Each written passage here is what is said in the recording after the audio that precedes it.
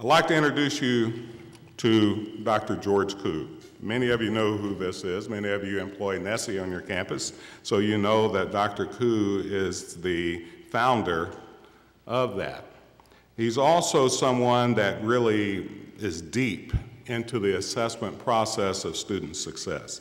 Currently, he's an adjunct professor at the University of Illinois and the Chancellor's Professor of Higher Ed at Indiana University Bloomington. He spent a few years at Bloomington, as you can read about. You know, I have had the opportunity over the many years to quote you a lot, and hopefully I didn't misquote you. If I did, I won't tell you what those are just in case.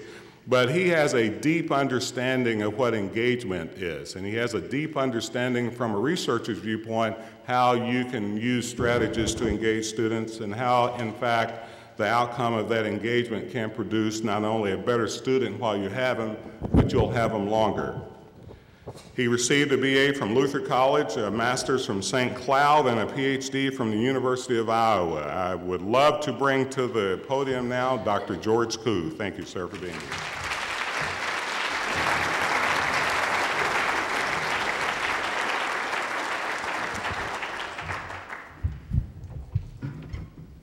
Thank you. My able assistant. We'll find out. Aaron, thanks so much for the introduction. President King, Mr. Thompson have set me up really well. In fact, this could be the shortest plenary session in the history of the state of Kentucky. I should just repeat what they said. Anyway, I'm delighted to be with you to share some ideas that I think you'll find quite complementary to what we've already heard. I'm going to travel some of the same ground from maybe 2 or 3 degree different perspective. Can you hear me okay in the back? Some of you aren't nodding, so you're already somewhere else apparently, so I'm with you. I don't know if you can read this in the back. You know, here's a family, speaking of families, how important they are, Aaron, discussing their child's educational progress. You're going to quit school, you're going to end up like a career lab rat, just like your father.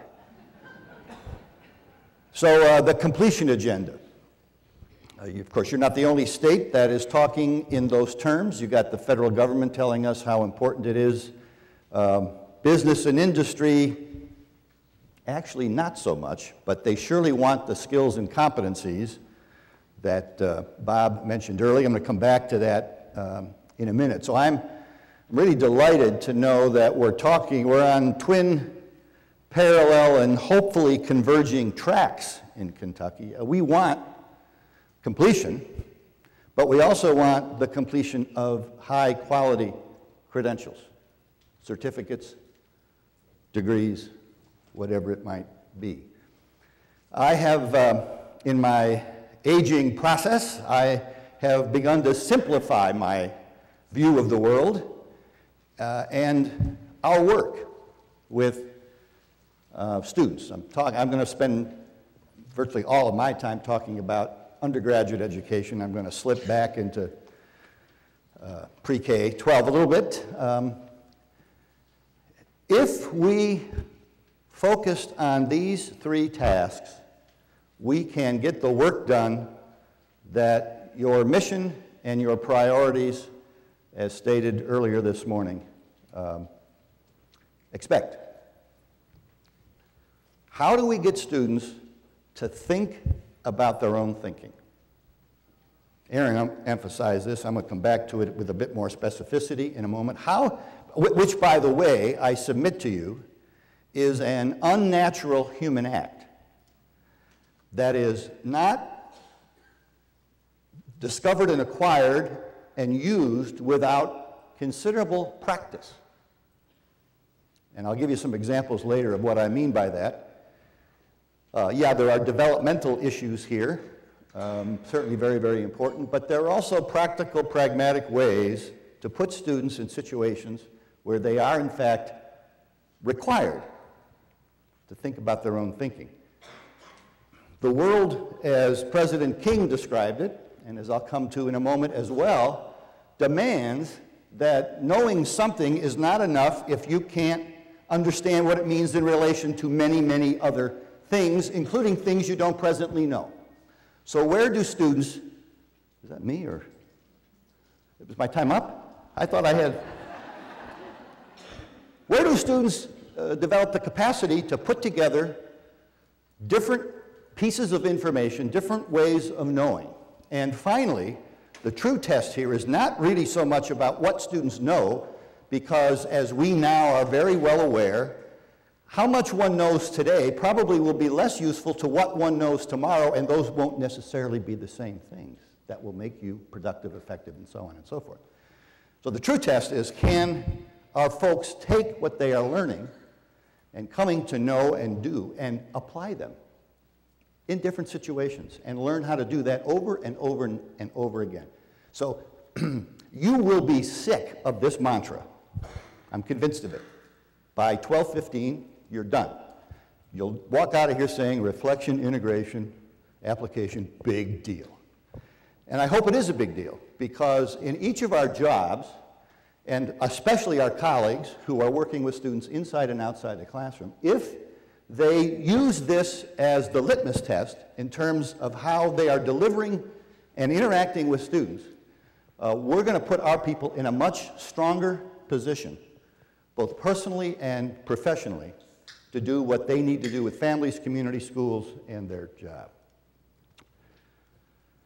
So I want to spend a little bit more time, just a couple, 3 minutes, on what the world, as President King described, is asking, demanding from us. Then, yes, I'm supposed to talk about engagement. What else do I do? I mean, that's all I can do these days. And then a set of practices that, intentionally or not, essentially require students to reflect and integrate and apply. And we've come to call these high impact. I'll come to that in a minute. And then a plug for my follow-up so-called workshops, a deeper dive into what we mean by high impact.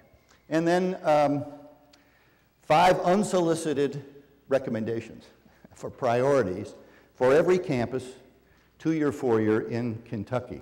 And then if we have some time for discussion, that'll be great. So here are some data points from the Department of Labor, Bureau of Labor Statistics. I didn't make these up, and perhaps you're already familiar with them. When I was, I guess, going to college, I mean, I do remember going. It was the 60s. I'm surprised I remember anything. You know, if you were there, you probably don't really remember much about it. But the mantra then, it was slowly kind of eking its way into consciousness. It was, you know, you're probably going to do 2 or 3 or 4 different things in your work life. And then the career planning folks have been telling us now for decades, no, it's going to be 4, 5, or 6. I mean, you're not going to be in the same job. My dad drove a truck for 35 years. He actually has a watch and a plaque. Only tenured faculty now. Well, they don't get either one, but they do get something. Well, you know, check this out, that second bullet.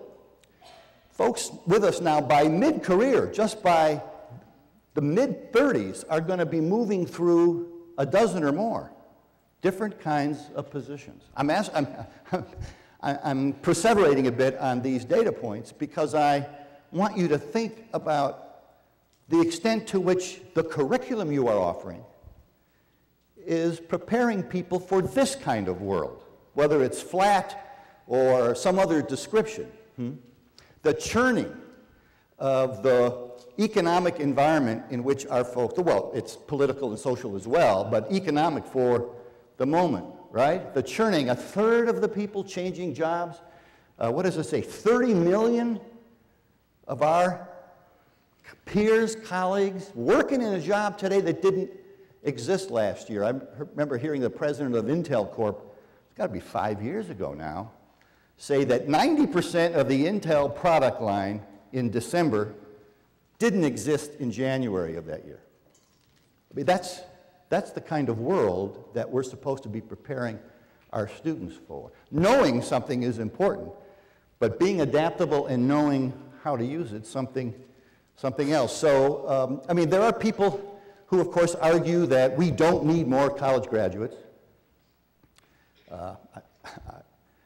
well, it'd be as much a political statement if I said I don't understand where they were, the world in which they live. But we certainly need more highly educated people to manage the complex demands the world is placing on them across all frames of our life. And as we've already heard, testimonies from major employers in your state and everywhere else, we want people who can not just know more, but can do more. Now, I know you can't read that in the back of the room. I'm sorry about that. But these are results of focus groups that the Association of American Colleges and Universities has conducted over the last half dozen years several times. And the bottom line here, the people in the front row can repeat after me. 9 out of 10 employers want, they're like, how many of you are deans? Got any deans in the room? Not. You know, you're afraid to raise your hand. I don't blame you. How many of you are department chairs? I don't know what I want to be. You know, they're like, you know, deans and department chairs are like employers. You want more. More of this, more of that. It's supposed to be funny, but I guess not. Anyway, more. We want people who know more, who can do more, who can manage the more complex challenges. 9 out of 10, up and down the line. This is what employers are saying. Now, Tony Carnevale has got this center at Georgetown, and he has, for the last several years, been churning through, mining data on the kinds of work that people do with different levels of education, looking at how much money they make as well, but the demands of the job, and then trying to anticipate from other data sources how these demands will change along the lines I've already briefly described, right? And he has one major conclusion here that I think should give us pause. His argument, looking across where people have gone to college, the kinds of degrees they hold, the kinds of work that they do, and how much they're compensated for it, his conclusion is it really doesn't make any difference where you go to college, how selective the institution is, who you were when you started, what you major in. The key here is whether you will leave with this, what he's calling, broad, cross-cutting set of capacities. Now, what in the world does he mean by that? Well, we had some of this fleshed out already. Higher levels of critical and analytical thinking, more persuasive oral abilities, clear writing, and so forth and so on. I want to put a little different frame on it. Many of you have been or know of AAC&U, the Association for American Colleges and Universities. I've just mentioned them. You know that they've had this initiative for the last 7 years, and it used to be called the 10-year LEAP initiative, Liberal Education and America's Promise. Now they've taken 10 years off the table because they don't know that they're ever going to stop this emphasis on drawing attention to what we need to be focusing on with the curriculum and out-of-class experiences. And you know, these are 4 clusters, and by the way, I want to underscore what they are referring to these clusters of outcomes as essential, not potentially useful, not for baccalaureate degree holders only, not for certain kinds of majors. They are saying no matter what level of post-secondary education, people need to have this kind of general understanding of, and these first 3 clusters or chunks are pretty familiar to us. You know, it's the stuff of almost a classical baccalaureate degree, right? A smattering of information. Sometimes we refer to it as general education, but then we dive deeper into the major, right? And then these intellectual skills, which have already been mentioned, reading, writing, arithmetic, and on it goes. We really talk a very good game in this 3rd category, but we only need to pick up a local or regional national newspaper, and virtually every day we're reminded of our shortfalls here in terms of inculcating, you know, this constellation of personal values and social response. That's another issue. I want to focus now and again a little bit later on this last category, something that we've labeled for just purposes of discussion, deep integrative learning. Remember, reflection, integration, and so on. Nobody has, that I know of, a so-called standardized measure of deep integrative learning. There's some work in kind of skunk works organizations in New Zealand and Australia, Great Britain. The folks at the Educational Testing Service have been mucking around in this area, but still no substantive measure. But if you read what people say it ought to look like, here are some of the behaviors that we would expect of people, your students, who are developing not just an affinity, but a capacity for deep integrative learning, the kind of stuff that Tony Carnevale at the Georgetown Center says really will separate those who can and those who won't be able to. Broad, cross-cutting capacities. Are you with me? So, memorization is important for certain kind of building blocks, but a student who leaves us and can only report what someone else told them or wrote about will be at sea in the world in which we live today, right? What we need are people, we've already said, who can put ideas together, who can look at, speaking of data analytics, as Aaron said, we would like more of our students to be able to look at different kinds of data points and draw meaningful conclusions, right? The knowledge application piece, and then going to your diversity initiative, but it's even more important than a state-level diversity initiative, people who can see the same phenomenon from different points of view and draw different conclusions, perhaps in an evaluative way, perhaps valuing one set of conclusions over another set, but being able to adopt different reference points. This is just a thumbnail sketch of someone who has developed this broad-cutting capacity for thinking and working. Now, again, if you're up in the 3 rows here, you know that developing this really does require a kind of miracle of sorts, Yeah, it's too bad. If you want to move up now, you can see the cartoons better. It's a complicated algorithm, and somewhere in the middle of it going from A to C, a miracle occurs. What does this miracle look like? Well, we've used already this morning some different labels for describing the kind of first steps toward the miracle, that is, having our folks leave our programs with a start, anyway, on these broad-cutting capacities. This first term is something that, at least as I heard Aaron describe, is probably more important than I have been giving credit for. These, by the way, this list, this very short list, comes out of different reviews of the literature, research on what matters to student success. And there's stuff that matters before, and Aaron talked about some of that with regard to schooling, K-12, community, family, all that stuff is very, very important. But there are things then that when a student gets to us, enrolls, that are early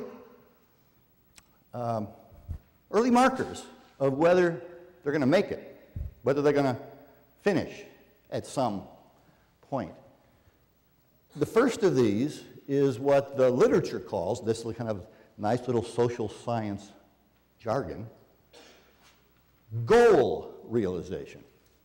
This is what Aaron, I think, was talking about in part when he referred to students being, you use the word self-actualization, at least that triggered it in my mind.